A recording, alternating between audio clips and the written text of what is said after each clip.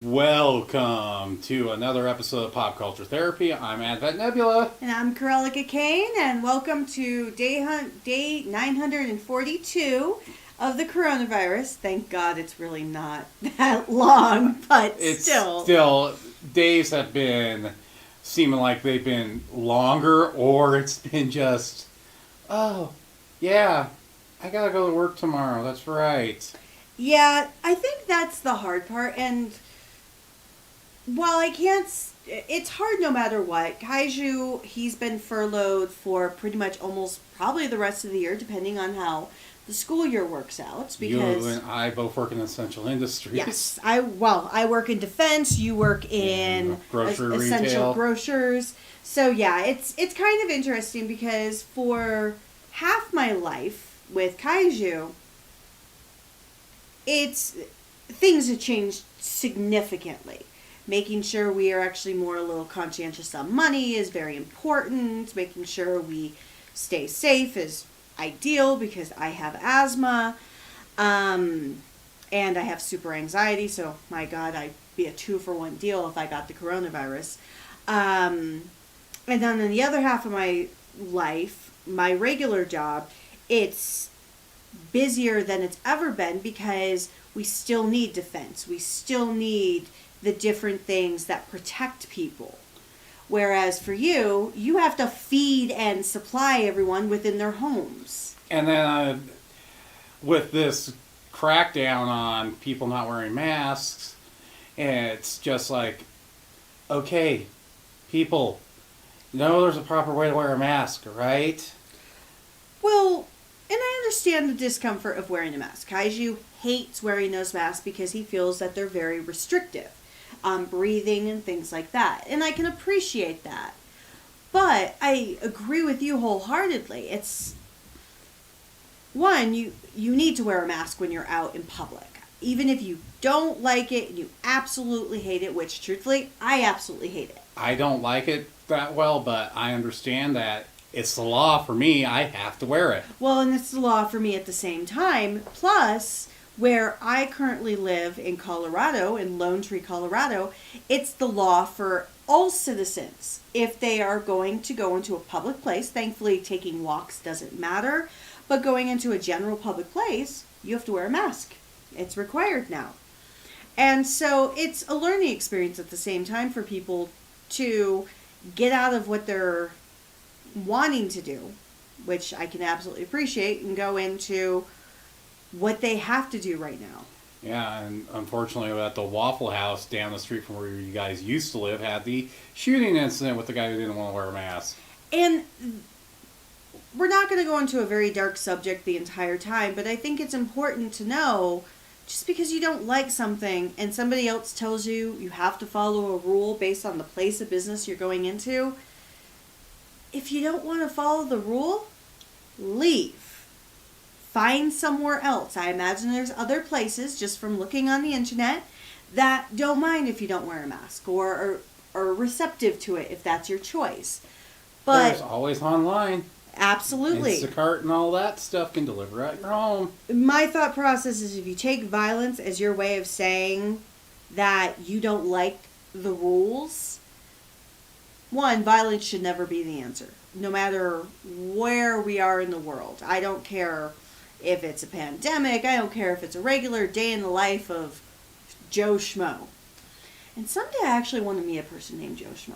Just to make sure. Because I've actually met a real John Doe. It makes me amazed. Yeah, well, it could be meeting a Joe Exotic one day. Hey, I'd do that too. But, actually that would be super cool, I have to admit. Not the Joe's Exotic from Tiger King, but just Joe Exotic in general. Somebody who has a name like that. One of the candidates, not to go too off subject, but her name is Fook Mai. Oh. Literally. Austin Powers joke right there. Yeah, no. When I saw it, I was like, Phucmai. First and last name, and I'm like, damn it! Damn it! Two of my favorite words put together. Outside of the Asian connotation of it. I'm like, damn it! I say this all the time. So now I just say her name whenever I need to say it at work. People have no idea what I'm talking about, but it makes me safe. But nevertheless, violence is not the answer. And just be kind to other people, especially any of those individuals who are in the essential industries that are frontline workers, be it healthcare, be it grocery, be it anything. Just say thank you. Yes, say thank you. And if you're going to be out there, don't be a dick. Thank you. Yeah, I think that's like the best service case announcement ever. If you're going to be out in the world, just don't be a dick. So, now that we've got our little rant out of the way, let's talk about something that ended up just recently happening a few days ago. Which is kind of a funny segue because it's actually based on a little rant from the internet. Yeah, a little rant. This may have been a rant for the last 2 years since the original movie came out, and that's the fact HBO Max announced that they are going to release the Snyder Cut version of Justice League with a little bit of reshooting through CGI without having to bring back the original cast. Yeah, this is going to come out in 2021, and from what I was looking online, just doing a little research about it, is this Snyder Cut Save Snyder Cut was actually initially just a joke. Somebody had released it as a joke and was curious to see how the internet would go along with it. And apparently the internet went exactly as you anticipate. They took the idea of Save Snyder Cut, and many people really want to see what Zack Snyder would have done with Justice League if his initial vision was taken. Yeah. And the big thing is, there was a major reason why he stepped away from it. His daughter had recently committed suicide, and he had to step away from the movie and handpick Josh Whedon to redo the movie however Whedon wanted. So now, the fans that were unhappy with how Josh Whedon's vision turned out are now going to get to see Snyder's vision. But at the same time, you just have to ask, is it okay for Twitter and Reddit to complain for 2 years and then finally get their way? Well, and this is a great example of the internet, one, becoming a very powerful tool with regards to pop culture. We've seen it with other endeavors, so I know the internet can be a powerful tool, but you have to not only ask yourself, is it okay for them to win? And yes and no. There's so many sides to that thought process. My other concern is it an insult to the original director, or not the original director, the director that stepped in, as well as the cast and crew for what they presented? Even if you love it or hate it, I sometimes feel when we wish for something else, and we can use Rise of Skywalker. Rise of Skywalker as No, The Last Jedi. Well, both actually. Last Jedi and Rise of Skywalker both would be in that category. I think I'll use Last Jedi because there was more hate on that before we get to Rise of Skywalker. But when we look at that, everyone, for the most part, I would say 75% of the community hated it. Hated it so much that when it came to Rise of Skywalker, it was almost like a medical procedure to cauterize a wound. Like, we're going to cauterize a wound, we're going to fix this, and we're going to get back on track. And then everyone who hated that movie for The Last Jedi either loved Rise of Skywalker, tolerated Skywalker, or a vast majority hated Rise of Skywalker. And so they got their wish, and this was years in the making for that. Now we're going to get a Snyder Cut. Are you going to be happy? Or are you going to bash it to the same degree you bashed the original version now that you've gotten your wish? Because that's... Yeah, and that's the one thing we got to ask on that. the only actor I really know from the movie that really wanted the Snyder Cut was Jason Momoa, because apparently he had the most scenes shot. Well, I wouldn't be surprised about that. I imagine there was a lot changed when it went from Snyder to Whedon. Anytime you have a movie go from one director to another, think of Solo. Yeah, when it went from the brothers that were doing it to Ron Howard. Ron Howard tossed out 75% of what they had worked on and shot his own movie. And so there's always that risk reward that you're going to have a huge change when you go from one director to another. Look at the Marvel Cinematic Universe. We have between 10 to 20 different directors based on, actually about 15 directors. It's about 15 that we've had. Now they're trying to keep some consistency now with who they've kind of picked in there that want to stick around. Exactly, but you have about 15 directors spanning 23 films. So you have a lot of diversity about how the characters are created, how they're developed, and how their storylines interconnect. And one thing that we've watched going through almost the first two phases. We've completed the first phase, and we're almost complete with the second phase. And I can honestly say certain elements of the characters have changed based on who the director is. Great example is with Tony Stark. While his asshole-ish tendencies have been consistent, thankfully, you can see the difference between Favreau and Black. And even the Russo brothers have a very different take with Tony as well. So you can kind of see the diversity there. Josh Whedon had the same thing when he did his own adaptation of Avengers. And so you get all that together. But the smart thing the Marvel Cinematic Universe has done, they've made sure to keep the characters consistent in most of their aspects. Absolutely. Now, when we get to the DC side of things, kind of going back on path, we had Man of Steel. Which was basically Watchmenized version of the story from Zack Snyder. And not everyone, that's not a fair brush the paint over it, but a pretty sizable majority who would watch the Snyder Cut of Man of Steel did not like it. I personally did not enjoy Man of Steel because I thought... I liked it the first time I watched it. When I watched it again, I'm just like, it feels like Zack Snyder took all the visual elements but forgot who Clark Kent and Superman were. Well, and that's exactly it. And this is not to say I don't like Zack Snyder movies.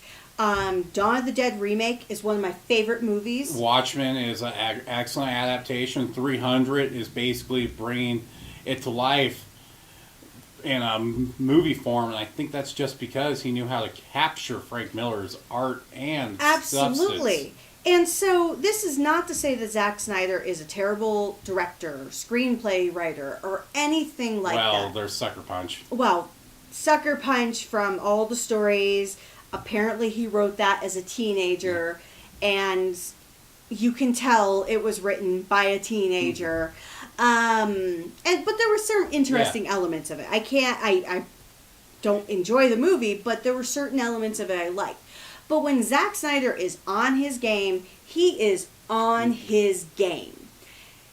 He took a risk with, in my opinion, of Man of Steel because he didn't capture, like you said, the core elements of what makes Clark Kent and Superman who they are. And Clark Kent, and honestly, Superman is one of my least favorite heroes, or superheroes of all comics, no matter if it's DC or Marvel.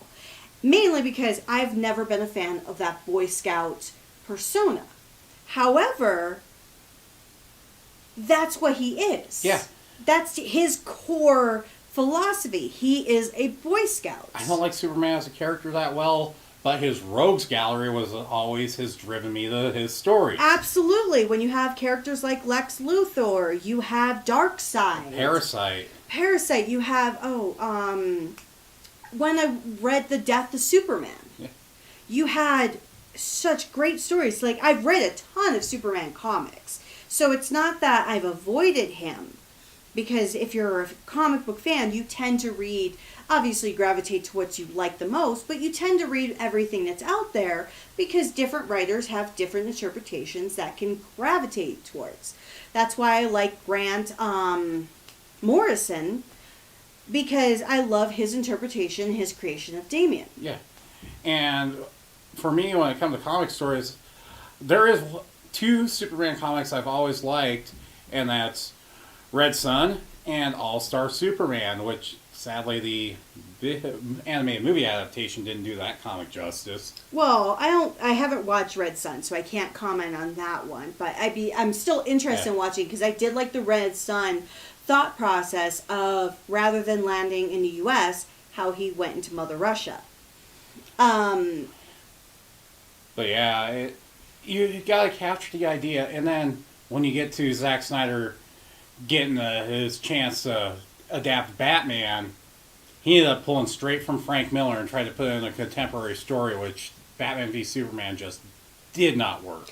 Well, and that is really the challenge with Batman v Superman, is think about it, think of the Batman and Superman Adventures of the 90s, that cartoon show. You have the noir vision of Batman, and you have the hopeful vision of Superman. And the cartoon show, because there was a long-standing development, because you had about 3 to 4 years of Batman running as a cartoon. And you had 2 years of Superman before it happened. Yeah, you had 2 years of Superman, 2 or 3 years of Batman before they did the Adventures show. And I think the Adventures show actually came out in the DVDs for Superman rather than for Batman. But those were great shows, because you had the characters already developed, and when they came together, which they had come together occasionally in their own stories. And then it ended up leading eventually into the Justice League series, so you had the development with all that. Absolutely. But they knew, and I'm not saying that Zack Snyder isn't a comic book fan. He is a very major comic book fan, but his choice in comic fandom, when you actually read it, is more of the Frank Miller style stuff. He likes the darker, grittier. Like, if he was ever asked to do a Sin City movie, absolutely I would be down for that. I think he would be... He would have done it better than Robert Rodriguez did with the sequel. The first one, I'm never going to deny that. But with the sequel, yeah, it was looser. But I think Zack Snyder, because he likes the darker, he likes the more horrific, he likes grittier story tones. And Superman just does not lend itself to dark and gritty story tones. And neither does Justice League, except for when you have certain characters that are not related to Apocalypse, because the war against Apocalypse and Darkseid is supposed to be dark, but it's supposed to have a hopeful side to it. Yes, it has to have that hopeful undertone, because Superman's stories, even when he is getting his ass handed to him, is always hopeful, always positive, always willing to do what is right. He is, I would say, more of a Boy Scout than Captain America is. Oh, by far he is. And then when you come into Batman, that's the hard part with Batman v Superman, is Batman's gritty, but he's more of that noirish gritty. And I know some of the more modern comics still go to that grittiness, but that works for Batman. Yeah. But when you have to include Superman into it, you can't have it non-stop grit. You have to have a hopeful Boy Scout undertone. It's almost like having two separate movies blended together magically. Yeah. The problem is, this movie for Batman v Superman was literally two separate movies, kind of basically hatefully coming together. Yeah. And Diana was supposed to be there as that middle ground, as she always is when they do the Trinity comics, but she wasn't in the movie enough to actually have that. No, and that's kind of the challenge for her as well.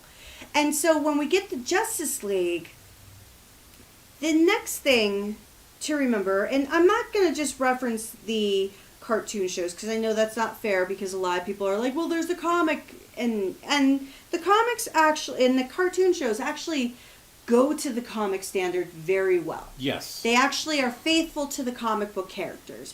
And that's what Bruce Timm was so good at doing. Absolutely. And I imagine if Zack Snyder was more of a fan, like Kevin Smith, if he was a fan of the less grittier and more traditional comic book streams, I think we would have possibly had a little bit more of a different movie, which is what Whedon tried to do. Yeah, Whedon tried to please not only what had come with the Man of Steel and Batman v Superman, but he also tried to please all the fans of the Bruce Timm stuff, because that's the stuff Whedon was writing with at the time when he was writing comics for DC. Absolutely, but if you think about it, think of Buffy the Vampire Slayer and Angel. Those are both Joss Whedon creations. Same with Firefly. Yeah. All of those are his creations, and he did the dark. He did the horrific, but he always had that element of hope. He also had the element of really risque humor that undertoned those dark and gritty stories. Absolutely. He did things that really connected with his audiences. Sometimes to its detriment, like Firefly. Sometimes to its success, like Buffy. Or to its success and detriment with Dollhouse. Oh, yes. So, there's good and bad with everybody that you choose. But the problem is, Whedon, as you could see from the first two Avengers movies as well, if you want to take more of the cinematic view, he is more brighter. He doesn't use the darker undertones in his directing style as like what people complained about with Man of Steel as well, the dark filter. Having those muted colors. And you take the characters within the Avengers movie, the only character in the Avengers movie that is technically supposed to be the unhopeful character is Batman. Everyone else within that has an element of hope, element of positivity, or an element of camaraderie. Yeah. That's what made him probably the best choice to try to salvage that Justice League movie when everything went down. But I think the challenge is, and I love Jason Momoa. I think also Aquaman was a fantastic movie on his own. The challenge is Aquaman. I hated Aquaman too, so I'm actually happy with Jason Momoa's performance. But most people were very fearful because when they showed Aquaman for Momoa's adaptation, he was brusque. He was an asshole, which if you know anything about the comics or the cartoon show was never Aquaman. That was more the joke that they were trying to get over because Aquaman has been kind of a joke since the 80s. Oh, yeah, no, I think even before then, too. But yes, more so since the 80s. He was even kind of a joke even when you got into the cartoon shows. Brave and the Bold really highlighted how much of a joke type character he was. With Bruce Timm stuff, he tried to turn Aquaman into edgier than Batman. Yeah, which I will say that probably did not work, but it was a great effort. So you have Joss Whedon come in. I can't remember how much of the movie was already previously filmed. I think a good majority. They had about 60 or 70% of the movie done, and it was basically a lot of the middle part of the movie that hadn't been shot yet when they had to bring Whedon in. Yeah, that sounds about right, because you could definitely see the tonal shifts based on the two different directors. And so... Whedon admitted he tried to keep a lot of because the ending was already shot when Whedon came in, so he tried to structure the story in to keep the same ending with Steppenwolf that was in there. Well, exactly. No, and I don't think... And I can't say that Whedon did a terrible job. I didn't care for the movie. I thought it was kind of a jumbled mess, no matter who would have done it. And I do think it was a dishonor to all the characters to throw them into this collaboration type movie to capitalize on having this big ensemble movie. The one thing that Marvel has done, and I know it's unfair to pit the two against each other because it's been that way for about 80, almost 90 years now, is Marvel eased into it. They had individual movies for all the characters before they put them into it. And then the solo projects for both Wonder Woman and Aquaman were fantastic. Yeah. I think those were better films than Man of Steel or Batman v Superman. Yeah, now what I'm looking at with DC is like I do have hope for them because now you have had Shazam come out. You've had yes. Harley Quinn and Birds of Prey come out, which both show if you stand and end up focusing more on solo stuff. And I'm very curious to see what James Gunn has done with his reboot sequel is the way we have to describe the new Suicide Squad movie, because it is a sequel to the previous one and at the same time is a partial reboot as well. Yes. And so the reason why this is kind of a collaboration of Warner Bros. My title for this podcast, as you'll probably see it, is Warner Brothers and the Tribute of Terror. Yeah. Because it's been a mess for them. I think they're just now starting to get their footing by doing what they did for their Strong Point previously. Absolutely. Focusing more on the solo stories. And the one success Warner Brothers has always had with any of their IPs, be it DC or be it outside of DC, is if you get the right director and you don't try to just capitalize on the popular zeitgeist. And then have a ton of studio interference, which you can tell. And if you actually look and read on this stuff, and they listen to actors now and staff that they can actually talk about, both Batman v Superman and the Justice League movie had so much studio interference because Warner Brothers was so intent on capturing into the popularity of what the Marvel movies had. But now they've actually realized where their strengths are, thankfully. Oh, absolutely. No, and that's where I really appreciate what they're doing. Because movies are really what make a culture.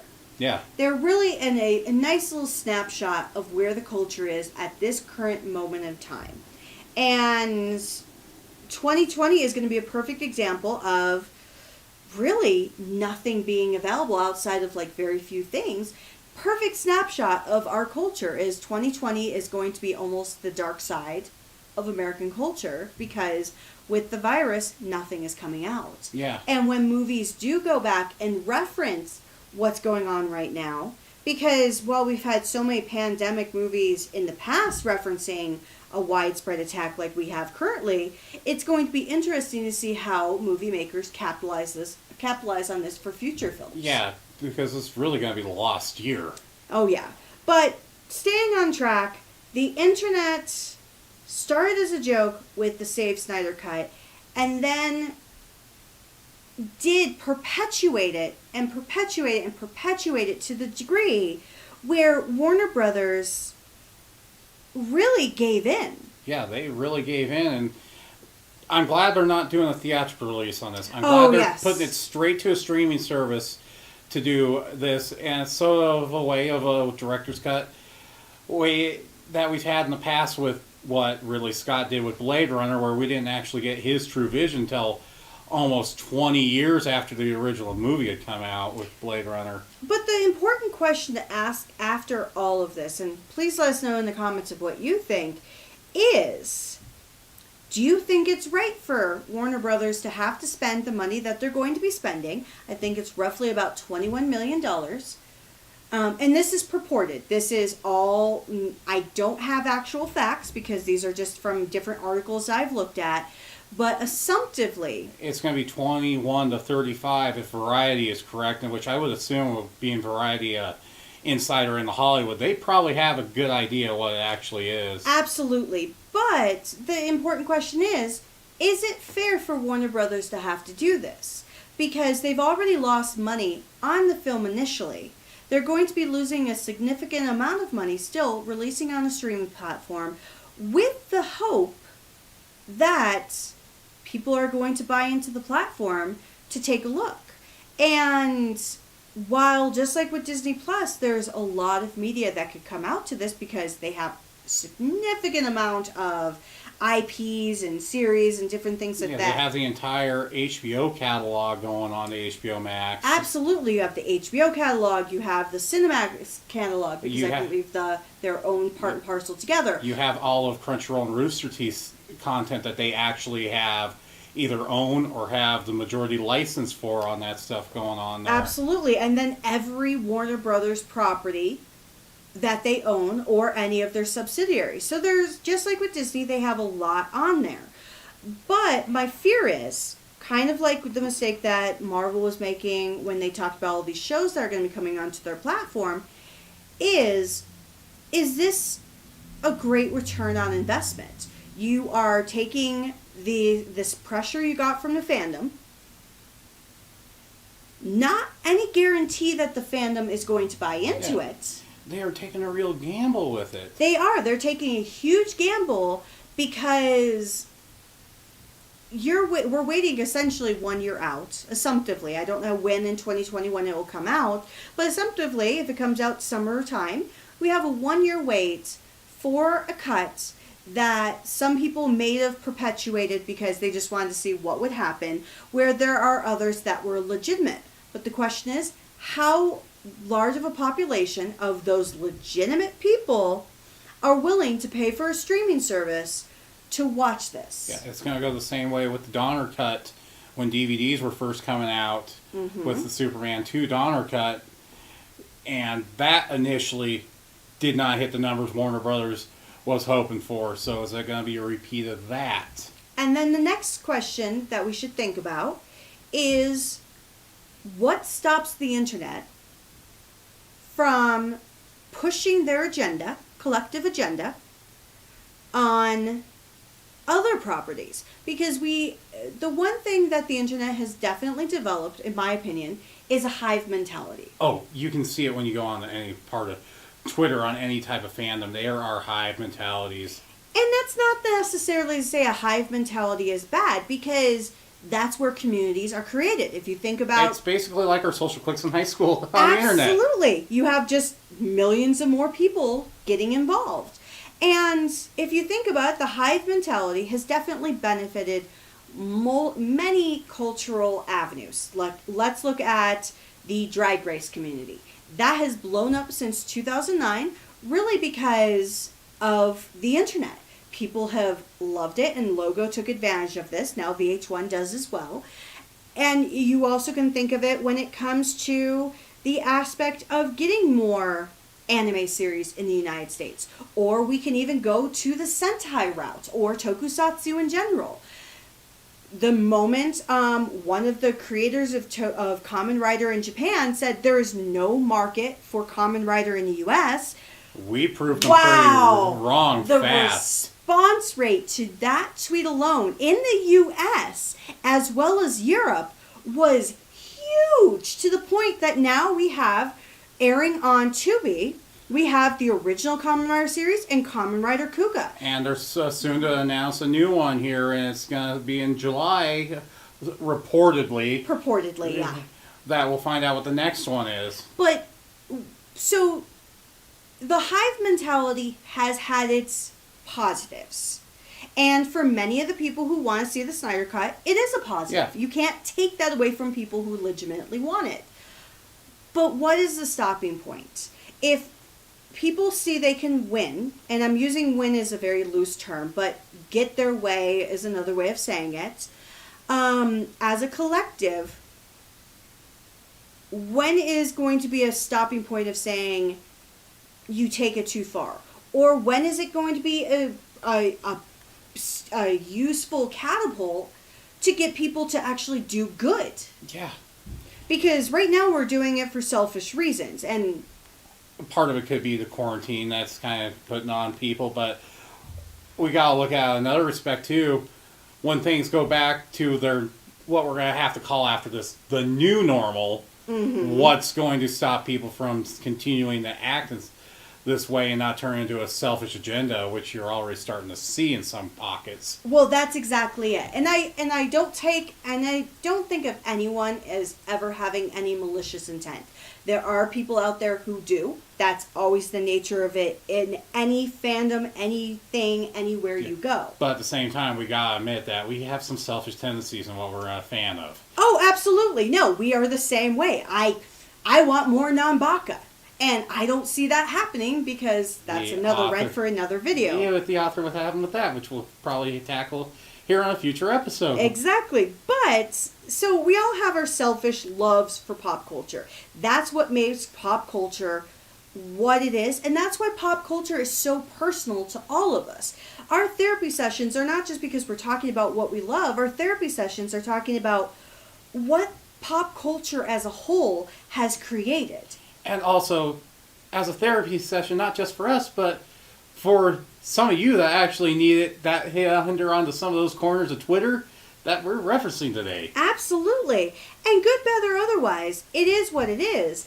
But now that we've seen what it can do, I would like to see not only the benefits for pop culture, but the benefits for society to take advantage of this as well. If we can come together as a community of pop culture fanatics and ask Warner Brothers to finally give us a cut, and I say finally for us because I really don't care, but many people do. And actually to get Jason Momoa on their side to push for this as well. Absolutely. They actually were successful getting one of the stars on this. So, but the next thing, my thought is, when can we use pop culture to help other people? And I think the first thing that we should really help is the LGBTQ plus community, especially with trans.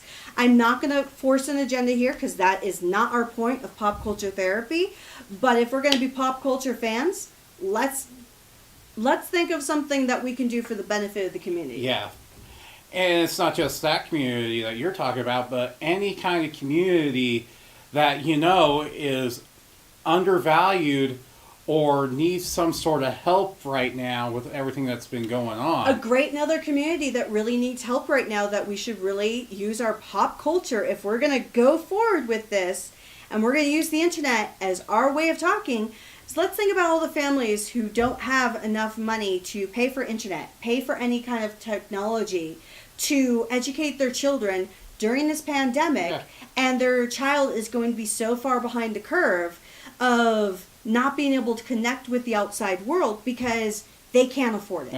Yeah. And right now, pop culture's done a very excellent thing at the same time with their support of the healthcare workers that are just working so hard on this. So just get out there, people that have done this, that have championed for, like with the Snyder Cut, do the same thing and continue to do the same thing for the essential workers industry. Absolutely. And do what, obviously don't give away more than you can, but if you are able to donate to any of the communities out there that need help, for children who can't use the technology, for essential workers that don't have the ability to buy masks, not all companies are supplying them, or for any of the restaurant or any of those industries that have been shut down, because while they're slowly beginning to open up, depending on where you live, there's still been a good chunk that are never going to reopen again. Plus, that's 3 months of income that many of them lost, and not everyone always qualifies for unemployment. And the big thing is, a lot of these businesses that have gone under in the restaurant and some of these other industries was because they were running on a tight budget as is, so this just ended up killing them. And if nothing else, if you can't afford to give, anytime you go out to a store, anytime you go to any place where you are working, where you're alongside an essential worker, thank us. Thank them. Just say thank you. That's all they need. Just put a smile on their face. I talked to one lady today about Cheetos. I don't know why we talked about Cheetos, but it was just a fun conversation because I think she just needed that stress relief of innocuous conversation. Yeah, I've put on an average of about 46 hours to 50 hours a week for almost 2 months now. And I've been doing it myself for about the last 3 weeks. So it does happen. But that's our rant, so to speak. That's our therapy session talking about the internet and Warner Brothers and what has happened. And hopefully you enjoyed it. Hopefully you'll come back for more. And definitely let us know in the comment section what you think of this whole Snyder Cut. Do you think it's worth it? Do you think it's a huge risk on Warner Brothers' part? Or in the comment section, also give us an idea if there's some other project, be it TV, book, movie, anything that you feel deserves another shot at life like the Snyder Cut's getting. Absolutely. Let's use our voices to be heard for no matter what it is, both for pop culture, which we all love, or just to help the community and society as a whole. So on that note, thank you very much for the next therapy chair session, and have a great night. Good night, folks. Bye.